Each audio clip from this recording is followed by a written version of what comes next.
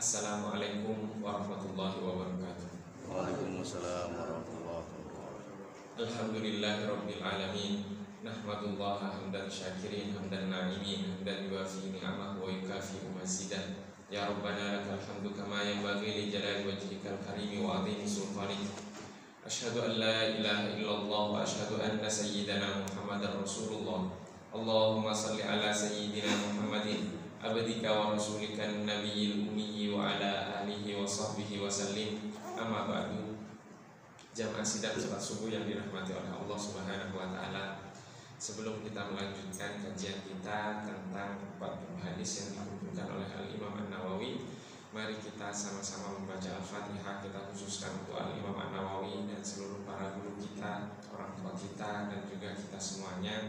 Semoga Allah Subhanahu wa taala menganugerahkan kepada kita ilmu yang bermanfaat, kemampuan untuk mengamalkan ilmu yang telah kita pelajari dan akan kita pelajari.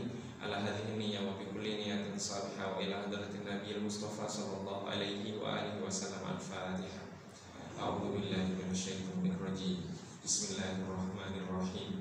Alhamdulillahirabbil alamin. Arrahmanir rahim. Maliki yaumiddin. Iyyaka na'budu wa iyyaka nasta'in. Ihdinas siratal mustaqim. Siratal ladzina an'amta 'alaihim ghairil maghdubi 'alaihim waladdallin. Amin. Jamaah yang dirahmati oleh Allah Subhanahu wa taala. Pada kesempatan kali ini kita akan mengkaji hadis yang ke-32, di mana hadis ini adalah kaidah penting dalam ilmu fikih yang akan bermanfaat sampai kapanpun.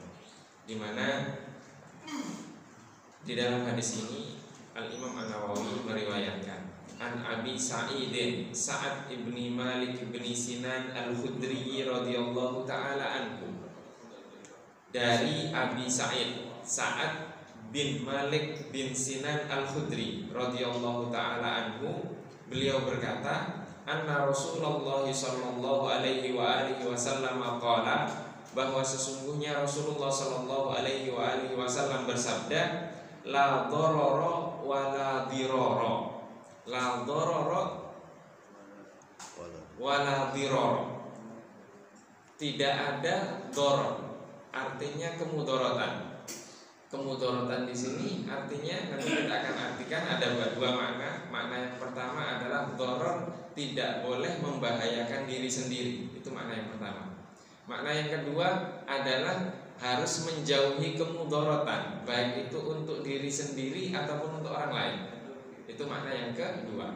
Kemudian wala dirara. Wala dirar arti yang pertama membahayakan orang lain. Tidak ada sesuatu yang membahayakan orang lain, harus meninggalkan segala sesuatu yang membahayakan orang lain. Kemudian yang kedua adalah wala dirara, artinya tidak ada menjauhi untuk membalas kemudaratan yang dilakukan orang lain kepada kita. Itu makna yang kedua. Kemudian dilanjutkan haditsun hasan. Hadis ini adalah hadis dengan derajat hasan. Rawahu Ibnu Majah, yang diriwayatkan oleh Ibnu Majah wa Daraqutni, dan Imam Daraqutni wa ghairuhuma musnadan. Dan selain keduanya dengan riwayat yang musnad atau tersambung hingga kepada Rasulullah sallallahu alaihi wasallam. Jamaah yang dirahmati oleh Allah Subhanahu wa taala. Maaf, masih ada lanjutannya. Wa rawahu Malikun, dan juga diriwayatkan oleh Imam Malik rahimahullahu taala fil Muwatta'i, di dalam kitab Al-Muwatta', an Amr ibn Yahya, dari Amr bin Yahya, an abihi, dari ayahnya, anin Nabi sallallahu alaihi wa alihi wasallam mursalah, dari Rasulullah sallallahu alaihi wasallam secara mursal, atau tidak disebutkan sahabat yang meriwayatkan hadis ini. Fa asqata Aba Sa'id, dan kemudian Imam Malik tidak menyebutkan Aba Sa'id, walahu turukun yahwa ba'duha bi ba'din, dan hadis tersebut memiliki jalur yang banyak sehingga masing-masing jalur tersebut menguatkan satu sama lain. Jamaah yang dirahmati oleh Allah Subhanahu wa taala. Pertama, dari hadis ini yang meriwayatkan adalah Abu Sa'id Al-Khudri. Abu Sa'id Al-Khudri ini pernah salah satu sahabat yang istimewa, dan beliau pernah bertanya kepada Rasulullah Shallallahu Alaihi Wasallam ini tentang bagaimana para sahabat itu melihat Rasulullah. Sayyidina Abu Sa'id Al-Khudri bertanya, Rasulullah, aku sering menjadikan doaku itu sholawat untukmu. Kira-kira berapa aku jadikan doaku sebagai sholawat untukmu? Rasulullah diam. Kemudian sahabat Abu Sa'id Al-Khudri bertanya kepada Rasulullah Shallallahu Alaihi Wasallam, bagaimana Rasulullah kalau sepertiga dari doaku aku jadikan sholawat untukmu? Kata Rasulullah apa? Fa in zitta fahuwa khairun laka. Jika kamu tambahi, itu lebih baik lagi bagimu. Dikatakan oleh Abu Sa'id Al-Khudri, kalau demikian Rasulullah 2/3-nya. Dijawab lagi oleh Rasulullah Sallallahu Alaihi Wasallam, fa in zitta fahuwa khairun laka. Jika kamu tambahi, itu lebih baik lagi bagimu. Kemudian Abu Sa'id Al-Khudri mengatakan, kalau demikian Rasulullah, aku jadikan seluruh doaku adalah salawat untukmu. Apa jawaban Rasulullah? Rasulullah menjawab, yukfahamuk wa yukfaru dzambuk. Yukfa artinya dicukupkan, hamuk keinginanmu, kehendakmu, dicukupkan keinginanmu, wa yughfaru dzambuka, dan diampuni dosa-dosamu. Ini ada di Sunan Tirmidzi dan hadisnya sahih. Artinya apa? Artinya sahabat, mungkin gak Abu Sa'id Al-Khudri setelah diberitahu seperti itu, beliau tidak pernah sholawat ke Rasulullah? Atau dikatakan sholawat itu bid'ah? Atau ada sholawat yang syirik? Tidak ada itu. Kenapa? Karena Rasulullah Shallallahu Alaihi Wasallam memastikan bahwa ketika seseorang bersolawat kepada Rasulullah dan menjadikan doanya itu solawat seluruhnya untuk Rasulullah, maka kata Rasulullah apa? Dicukupkan keinginanmu. Artinya keinginan kita dikabulkan. Oleh siapa? Oleh Allah. Wa yukfaru dzambuk, dan diampuni dosanya. Jadi salawat itu bermanfaat atau tidak bermanfaat? Bermanfaat. Maka kita tidak perlu ketika ada orang sholawatan, mau bagaimanapun caranya, biarkan saja, karena mereka sudah dijamin dengan hadis ini. Mau sholawatan sendiri atau sholawatan bersama-sama, biarkan. Kenapa? Karena itu bukti kecintaan. Pertanyaannya, pernah gak kita menjadikan sehari itu kita gak pernah doa untuk diri kita, tapi sholawat saja? Pernah tidak? Atau pernah tidak kita tawaf? Ketika tawaf itu kita gak doa apapun, tapi sholawat saja, gak mikirkan hajat-hajat dunia ini, tapi sholawat saja ke Rasulullah. Artinya kita gak punya hajat. Hajat kita hanya bersolawat kepada Rasulullah. Maka ada cerita, Al-Imam Hasan Al-Basri. Hasan Al-Basri ini muridnya Sayyidina Ali. Suatu ketika beliau haji kemudian tawaf, bertemu dengan seorang pemuda. Pemuda ini ketika tawaf gak baca apa-apa kecuali sholawat. Kemudian Al-Imam Hasan Al-Basri ini imam besar. Dia bertanya ke pemuda tadi, apakah yang kamu lakukan ini pun ada dalilnya? Imam besar nanya kepada seorang pemuda. Terus pemuda tersebut menjawab, kamu siapa? Dijawab oleh, saya Hasan Al-Basri. Oh, imam besar yang dari Basrah itu? Iya, benar. Kemudian pemuda tadi bertanya, sekarang sebelum saya menjawab itu, saya tanya dulu kamu, bagaimana kamu mengenal Tuhan? Kemudian dijawab oleh Al-Imam Hasan Al-Basri dengan jawaban yang panjang. Kemudian pemuda tadi menjawab, kamu belum mengenal Tuhanmu dengan benar. Imam besar ditegur pemuda. Pemuda ini mengatakan apa? Kamu belum mengenal Tuhanmu dengan benar. Kemudian pemuda tersebut mengatakan, saya mengenal Tuhan saya karena ketika saya memiliki keinginan, kemudian saya sudah berusaha dengan sesuai kemampuan saya untuk mendapatkan keinginan tersebut, saya tidak mendapatkannya. Tapi ketika saya tidak memiliki keinginan dan saya berjalan biasa saja, kemudian ada Tuhan yang memenuhi keinginan saya. Di sini saya yakin bahwa ada yang mengatur hidup saya. Jadi ketika keinginan tidak tercapai malah dia senang. Kenapa? Kok ada yang mengatur? Maka itu yang membuat pemuda tersebut mengenal Allah Subhanahu wa ta'ala.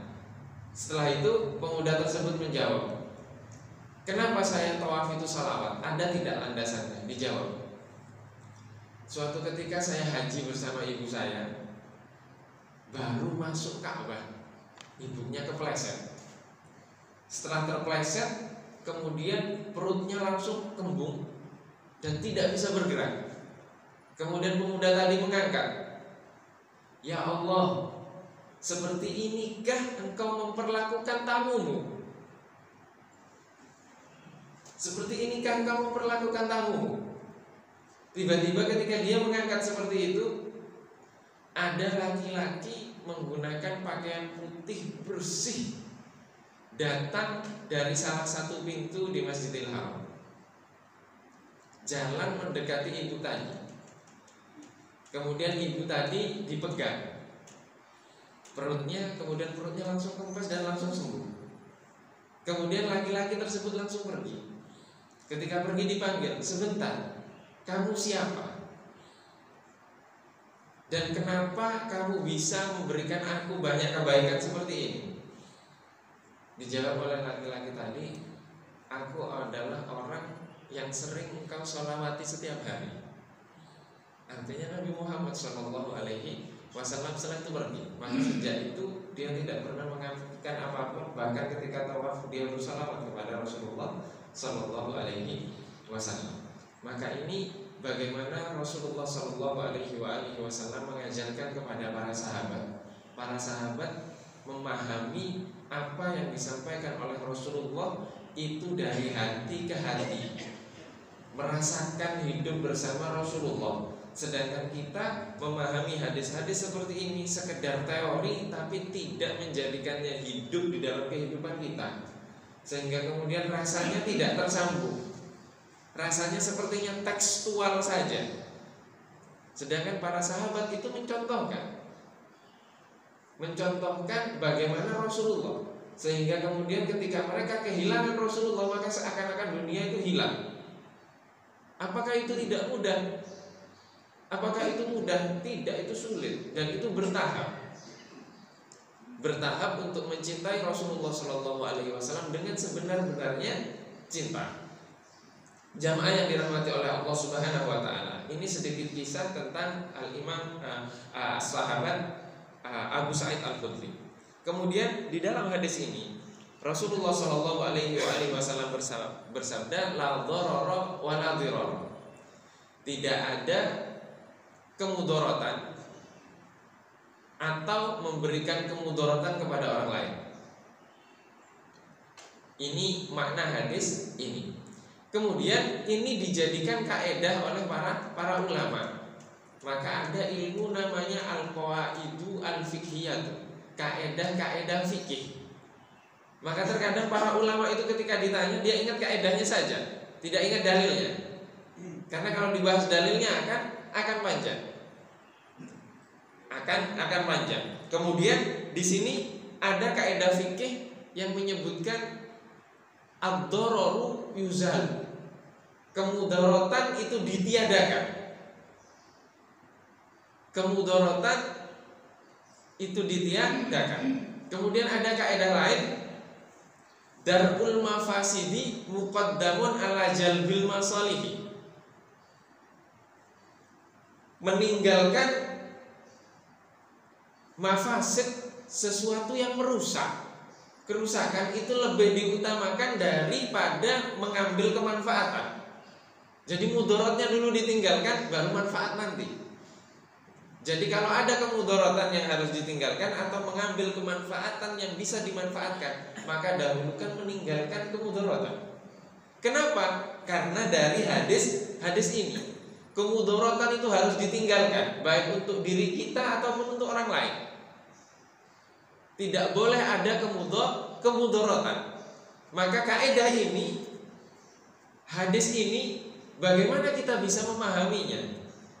Kita memahaminya harus ketika di masa Rasulullah SAW dulu, bagaimana Rasulullah menerapkan ini.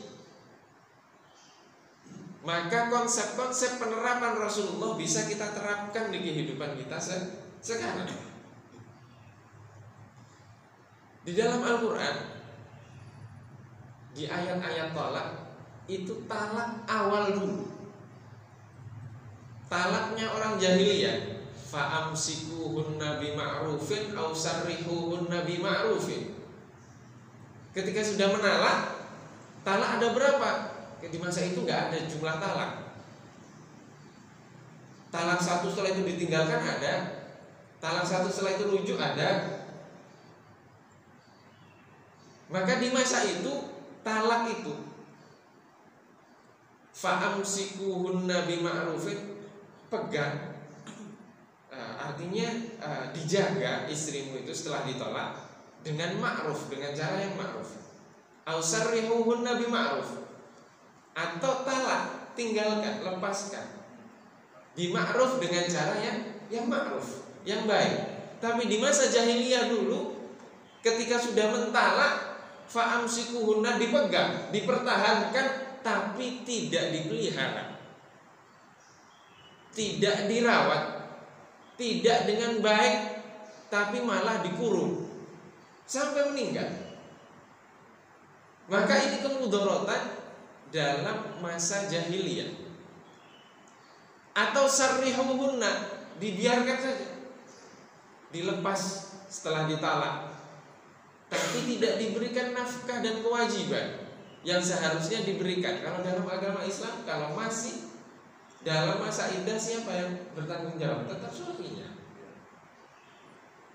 Di jahiliyah tidak seperti itu. Maka Islam untuk menghapuskan kemudaratan bagi wanita ini disyariatkan talak. Talak ada berapa? Ada 3 talak. Talak yang pertama, talak yang kita bisa rujuk kapan saja. Kemudian talak yang kedua ada 2 jenis, yaitu bainunah sughra sama bainunah kubra. 2 talak ini ketika terjadi, maka masa iddahnya tetap bersama suami, kemudian suaminya bertanggung jawab.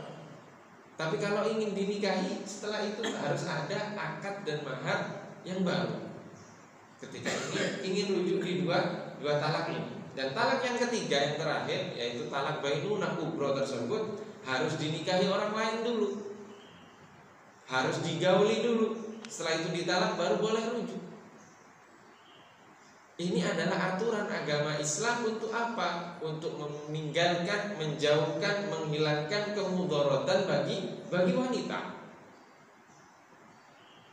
Maka kemudaratan itu harus ditinggalkan dan dijauhi, baik untuk diri kita sendiri ataupun untuk orang lain. Kemudian banyak kisah-kisah lain tentang kemudaratan tersebut. Pensyariatan diharamkannya khamar, itu juga banyak kemudaratan. Meskipun agama kita bertahap dalam mengharamkan khamar tersebut, sesuatu yang diharamkan, yaitu yang menghilangkan akal manusia. Bahkan kisah itu dalam surat itu kisahnya qul ya ayyuhal kafirun. Jadi ada sahabat yang sholat karena kondisinya tidak stabil setelah minum alkohol atau minum khamr, dia membaca surat Al-Kafirun tidak selesai-selesai. Qul ya ayyuhal kafirun la a'budu ma ta'budun wa la antum 'abiduna ma a'bud wa la ana 'abidun ma 'abadtum wa la antum 'abiduna ma a'bud. Diputar lagi ke depan lagi. Terus muter-muter enggak selesai. Itu bagaimana dia mau menghadap Allah seperti itu. Lalu kemudian diharamkan khamr karena apa? Kemudaratan. Kemudaраtannya apa? Banyak kemudaratan yang akan menghilangkan. Coba orang anak-anak yang tawuran apa itu mereka bisa seberani itu karena apa? Kalau bukan karena obat-obatan yang menghilangkan akal mereka. Bisa itu anak-anak tengah malam nyabet orang sembarangan. Itu di mana? Itu sudah nggak ada kemanusiaan. Kenapa? Itu sesuatu yang mudarat. Mudarat itu harus ditinggalkan, harus dijauhkan, dan bahkan pemerintah harus menghilangkan itu. Karena mudaratnya akan banyak sekali. Jamaah yang dirahmati oleh Allah Subhanahu wa taala. Kemudian ada terkait ilmu hadis di dalam hadis yang ke-32 ini, yaitu dikatakan di sini haditsun hasanun. Kata Imam An-Nawawi, hadis ini hasan. Hadis ini hasan. Derajat hadis itu ada 3. Yang pertama sahih yang paling tinggi, yang kedua hasan di bawahnya, kemudian yang terakhir itu dhaif atau lemah. Dan di setiap pembagian ini itu ada tingkatannya masing-masing, ada kelasnya masing-masing. Mungkin kalau kita analogikan mirip dengan strata sekolah kita. Ada SD ada berapa kelas? Kelas 1, 2, 3, 4, 5, 6. Yang paling tinggi yang mana? Yang 6 dong. Di kelas 6 juga ada siswa-siswa yang pintar, ada yang menengah, ada yang bawah. Sama seperti itu dalam ilmu hadis. Maka setiap pembagian tersebut memiliki derajatnya masing-masing. Maka di sini dikatakan hadisun hasanun rawahu Ibnu Majah wa Daraqutni wa ghairuhuma musnadan. Diriwayatkan oleh Imam Ibnu Majah, Imam Daraqutni, dan selain keduanya yaitu Imam Tabrani. Di Imam At-Tabrani dalam Mu'jam beliau juga meriwayatkan musnadan secara tersambung. Tersambung maksudnya apa? Dari perawi hadis ini, Imam Ibnu Majah, Imam Daraqutni, dan Imam At-Tabrani, hadis itu diriwayatkan sampai tersambung kepada Rasulullah, yaitu dari Abu Sa'id Al-Khudri, dari Rasulullah Shallallahu Alaihi Wasallam. Kemudian di bagian yang terakhir dari apa yang dijelaskan oleh Al-Imam An-Nawawi dalam kitab ini, warawahu Malikun, diriwayatkan oleh Imam Malik. Imam Malik ini pendiri mazhab Maliki, Malik bin Anas. Rawahu rahimahullahu taala fil Muwatta, dalam kitab Al-Muwatta. Imam Malik bin Anas ini pendiri mazhab Maliki, punya buku hadis namanya Al-Muwatta. Al-Muwatta ini karya Imam Malik. Imam Syafi'i setelah beliau belajar di Makkah, kemudian di Makkah beliau diperkenankan untuk berfatwa. Beliau tidak memilih untuk berfatwa di Makkah, tapi beliau justru pindah ke Madinah. Kenapa? Untuk belajar kepada Imam Malik ini. Karena agungnya Imam Malik, Imam Syafi'i nggak berani ketemu Imam Malik kecuali jika mendapatkan rekomendasi. Imam Syafi'i akhirnya bertemu dengan para ulama di Makkah, kemudian diantarkan kepada gubernur Makkah, kemudian gubernur Makkah memberikan surat untuk disampaikan kepada gubernur Madinah. Setelah itu Imam Syafi'i datang ke rumahnya Imam Malik bersama gubernur Madinah. Ini ceritanya Imam Malik. Ketok pintu bersama gubernur. Ngetok pintu, yang buka pembantunya Imam Malik. Mencari siapa? Mencari Imam Malik. Kata pembantunya apa? Tunggu, ditutup pintunya. Ini imam besar dulu seperti itu. Gubernurnya saja takut. Diantar, setelah itu Imam Malik keluar, diberikan kursi, duduk mereka. Gubernur Madinah tadi gemetar. bertemu dengan Imam Malik. Setelah itu apa? Gubernur tadi mengatakan, ini ada seorang pelajar dari Makkah ingin belajar kepadamu, dan ini ada surat pengantar. Diambil oleh Imam Malik surat pengantarnya, kemudian disobek. Sejak kapan ilmu diambil dengan sekedar kertas ini? Tambah gemetar lagi tuh gubernur Madinah. Kalau mau belajar kepada saya, datang ke masjid, di Masjid Nabawi, kemudian ditutup, suruh keluar. Ini ulama dulu seperti itu. Jadi gubernurnya saja gemetar. Setelah itu Imam Syafi'i apa? Imam Syafi'i datang ke masjid, kemudian ditanya oleh Imam Malik, sebelum ngaji ke saya, kamu harus hafal dulu apa? Harus membaca dulu kepada santri-santri senior saya apa? Buku Muwatta ini. Kata Imam Syafi'i apa? Alhamdulillah, sejak saya membaca Muwatta itu, saya pinjam buku milik teman saya, dan dari awal saya membaca kitab itu sampai akhir saya tidak pernah membuka buku teman saya tersebut. Artinya apa? Imam Syafi'i sudah hafal Muwatta Imam Malik tanpa dibuka. Artinya Imam Syafi'i datang membawa rekomendasi itu sudah siap sebagai seorang yang alim ingin belajar kepada yang alim. Setelah itu barulah Imam Syafi'i tidak pernah meninggalkan Imam Malik sampai Imam Malik wafat. Ini posisinya Imam Malik di mata Imam Asy-Syafi'i. Artinya amat sangat besar jasanya Imam Malik kepada Imam Asy-Syafi'i. Imam Malik dalam kitab Muwatta ini meriwayatkan hadis ini tidak menyebutkan sahabat Abu Sa'id Al-Khudri, hanya menyebutkan muridnya. Dari muridnya Abu Sa'id Al-Khudri langsung menyampaikan beliau, qala Rasulullah Shallallahu Alaihi Wasallam bersabda. Kira-kira tabi'in tadi itu bertemu dengan Rasulullah atau tidak? Tidak bertemu dengan Rasulullah. Artinya ada satu sahabat yang tidak disebutkan dalam silsilah hadis yang diriwayatkan oleh Imam Malik. Maka hadis yang seperti itu disebut dengan hadis mursal. Mursal itu lompat dia. Dari tabi'in langsung mengatakan qala Rasulullah. Artinya dia tidak bertemu Rasulullah kok mengatakan qala Rasulullah. Dan ini yang meriwayatkan Imam Malik. Hadis yang seperti ini dhaif, lemah. Bagaimana imam besar kok meriwayatkan hadis lemah? Kemudian di sini dikatakan walahu turukun yaqwa ba'duha bi ba'din. Dan hadis yang diriwayatkan oleh Imam Malik ini memiliki jalur yang banyak sehingga saling menguatkan jalur tersebut.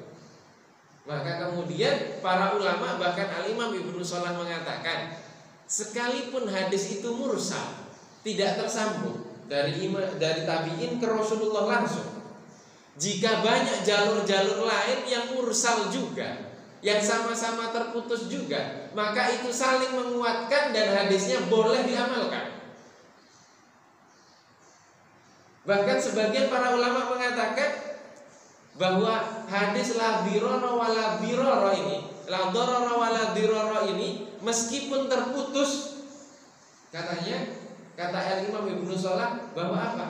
Tapi maknanya menandakan bahwa ini yang mengucapkan Rasulullah. Siapa yang bisa tahu seperti itu? Kecuali para ulama yang memang hidupnya bersama hadis. Maka ilmu hadis seperti ini itu seperti sihir bagi orang yang tidak paham.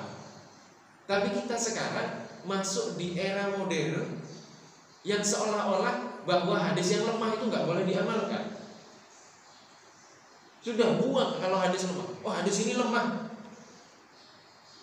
Apalagi yang menghukumi lemah ulama-ulama kontemporer, ulama-ulama baru yang baru meninggal beberapa tahun lalu, atau meninggal abad yang lalu. Kemudian kita berpatokan kepada perkataan ulama-ulama yang terakhir tersebut, kemudian kita menafikan apa yang dilakukan oleh Imam Malik, yang beliau masih meriwayatkan, mengamalkan hadis sekalipun hadis itu mursal, sekalipun hadis itu lemah. Maka mengamalkan hadis yang lemah itu diperkenankan oleh para ulama. Yang penting lemahnya tidak parah. lemahnya tidak lemah sekali, lemah yang masih bisa dikuatkan. Maka di sini ada dua jalur, jalur yang tersambung dan jalur yang terputus. Bahkan jalur yang terputus nilainya, derajatnya masih bisa saling menguatkan menurut para ulama. Maka ini adalah kajian hadis yang terkadang di era modern seperti sekarang, terlebih kita sumber informasinya hanya sekedar dari media sosial kadang, kemudian dari YouTube, kemudian mendengar ceramah-ceramah orang, hadis lemah itu tidak boleh diamalkan, hadis lemah itu tidak boleh diamalkan, tinggal hadis lemah. Seakan-akan kalau lemah tidak boleh diamalkan. Itu tidak benar. Tidak semua hadis lemah tidak boleh diamalkan. Ini buktinya bahwa la dharara wa la dirara, ini hadisnya terputus, asalnya lemah, tapi dengan banyaknya jalur maka dia akan menguat dan boleh diamalkan. Dan ini bukan perkataan kami, tapi juga perkataan kutipan dari para ulama yang hidup berkecimpung di dalam ilmu hadis. Maka dalam hal ini, bagaimana kita bisa menghayati jika kita hanya terpatok kepada hukum-hukum yang kita dengar secara sekilas saja tentang hadis Nabi Muhammad SAW. Sebagaimana tadi yang telah kita kaji tentang keutamaan sahabat Abu Sa'id Al-Khudri, di mana beliaulah kita dapat mengetahui bahwa ternyata menjadikan doa kita seluruhnya sholawat itu justru bermanfaat bagi kita. Dan kalau seperti itu kita tidak akan ada yang mengingkari tentang sholawat itu. Karena apa? Itu fadilah, itu keutamaan. Bahkan Rasulullah SAW pernah bersabda dalam hadis yang hasan, beliau mengatakan,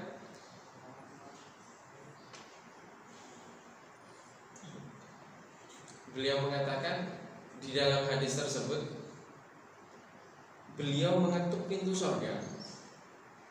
Kemudian malaikat penjaga surga itu membuka pintu, kemudian menanyakan, siapa kamu? Dijawab, saya Muhammad. Oh, berarti Allah memerintahkanku untuk tidak membuka ini, itu semuanya karena kamu. Artinya pintu surga diperintahkan oleh Allah untuk selalu ditutup siapapun yang mengetuknya, kecuali nanti yang mengetuk adalah Nabi Muhammad SAW, baru pintu surga itu dibuka. Jika pintu surga itu dibuka hanya karena Nabi Muhammad yang mengetuk, dan itu Nabi kita, maka kira-kira umatnya Nabi siapa yang pertama kali masuk surga? Umatnya Nabi Muhammad SAW. Dan semoga kita ditakdirkan oleh Allah Subhanahu wa Ta'ala dan dimudahkan untuk menjadi umatnya Nabi Muhammad SAW hingga akhir hayat kita. Allahumma amin. Ini saja yang dapat kita kaji pada kesempatan kali ini. Jika mungkin ada yang ingin ditanyakan atau ingin didiskusikan, dipersilakan.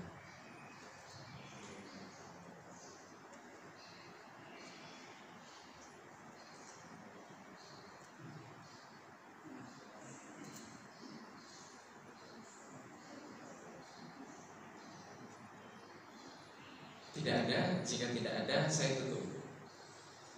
tutup dengan sebuah pernyataan. Kami membaca buku judulnya Ma'alim Irsyadiyah fi Sina'ati Thalibil Ilmi. Ma'alim Irsyadiyah artinya rambu-rambu petunjuk untuk membentuk seorang penuntut ilmu yang sejati. Nah, lebih artinya seperti itu. Itu yang ditulis oleh Syekh Muhammad Awama. Di dalam buku ini beliau menekankan beberapa poin, dan salah satu poinnya adalah hendaklah seorang guru mengajarkan dan mendidik anak muridnya untuk memiliki nalar bakat kritis yang dilandasi dengan adab atau dengan akhlak. Beliau menceritakan bahwa di awal beliau menuntut ilmu, beliau membaca sebuah buku. Di buku tersebut dituliskan bahwa apa? Rabi'ah al-Adawiyah. Rabi'ah al-Adawiyah ini seorang tabi'ut tabi'in, wanita yang terkenal dengan ahli zuhud, ahli ibadah dan seterusnya. Masyhur Rabi'ah al-Adawiyah. Rabi'ah al-Adawiyah mengatakan di dalam buku tersebut dikutip, seandainya di dalam sholat kita boleh membaca selain Al-Quran, maka saya akan membaca hikmah-hikmah yang ditulis oleh Al-Imam Ibnu Athaillah As-Sakandari. Kemudian melihat tulisan itu, Syekh Muhammad Awamah penulis buku tersebut, beliau mengatakan, masa iya? Kemudian beliau cari, ternyata Rabi'ah al-Adawiyah itu meninggal tahun 180 Hijriah. Sedangkan Al-Hikam, hikmah-hikmah yang dikumpulkan oleh Al-Imam Ibnu Athaillah As-Sakandari, Ibnu Athaillah As-Sakandari meninggal tahun 709 Hijriah. Bagaimana orang yang meninggal di tahun 180 mengomentari karya orang yang meninggal di tahun 709 Hijriah? Itu tidak mungkin. Maka sudah bisa dipastikan apa yang tertulis di dalam buku ini itu dusta. Itu bohong. Itu tidak mungkin. Tidak mungkin. Artinya tidak semua yang kita baca itu benar. Harus kita cari, kita buktikan kebenarannya. Kemudian yang kedua, beliau menceritakan lagi dalam tema ini, beliau membaca buku lagi. Di buku itu menceritakan bahwa Imam Al-Bukhari itu pernah diusir oleh masyarakat Samarkand. Samarkand itu ada di Uzbekistan, di daerah sana. Sebab Imam Bukhari diusir dari kota tersebut karena masyarakat di sana ada yang bertanya, wahai Imam Bukhari, jika ada 2 bayi, kemudian bayi ini minum susu dari sapi yang sama, apakah bayi ini menjadi saudara sesusuan? Dalam buku tersebut dikisahkan bahwa Imam Bukhari mengatakan, iya, 2 bayi tersebut menjadi saudara sesusuan jika meminum susu dari sapi yang sama. Itu jawab Imam Al-Bukhari, sehingga kemudian Imam Bukhari diusir dari Samarkand. Kemudian Syekh Muhammad Awamah tadi karena menganggap ini informasi yang baru dan ilmu baru, beliau menyampaikannya kepada sang guru. Guru beliau namanya Syekh Abdullah Sirajuddin. Ini ahli hadis abad yang lalu di negeri Syria. Syekh, ini ada begini dengan bangganya beliau menyampaikan. Kemudian Syekh Abdullah Sirajuddin mengatakan, komentarnya singkat. Beliau menjawab apa? Jangan percaya, jangan yakin, jangan mempercayai segala sesuatu yang kamu baca atau semua yang kamu baca. Ini dulu bacanya pakai buku, Pak. Bagaimana dengan sekarang? Kita bacanya pakai ini. Bacanya pun mungkin kalau di angkatan kita itu bacanya masih pakai Google, pakai PDF. Anak-anak sekarang itu bacanya nyari informasi pakai TikTok. Semua informasi dicarinya di TikTok. Itu kita nyari kebenarannya bagaimana? Kalau tidak memiliki kemampuan, maka anak-anak kita itu sekarang berbahaya. Hidup dalam bahaya mereka. Karena apa? Mereka tidak tahu yang mana yang benar, yang mana yang salah. Mereka anggap apa yang mereka lihat semuanya di sini itu benar. Tidak pernah mau mencari. Maka ada keterputusan generasi yang harus kita sambung. Dan itu landasannya hanya dengan ilmu dan mengenalkan mereka kepada Rasulullah SAW. Dan ini adalah juga kemudaratan yang terjadi, tapi yang harus kita hadapi. Wallahu wa rasuluhu a'lam. Semoga Allah Subhanahu wa taala menyelamatkan kita, keluarga kita, anak-anak kita, dan generasi dari umat Islam ini. Semoga diberikan generasi yang baik yang semakin mengenal Rasulullah SAW. Dan semoga Allah Subhanahu wa taala melindungi kita semuanya dari segala kemudaratan di dunia ini, dan terlebih melindungi kita, menyelamatkan kita dari kemudaratan yang akan terjadi kelak di akhirat. Allahumma amin. Mohon maaf apabila ada kekurangan. Wabillahi taufiq wal hidayah wa ridha wal inayah. Wassalamualaikum warahmatullahi wabarakatuh.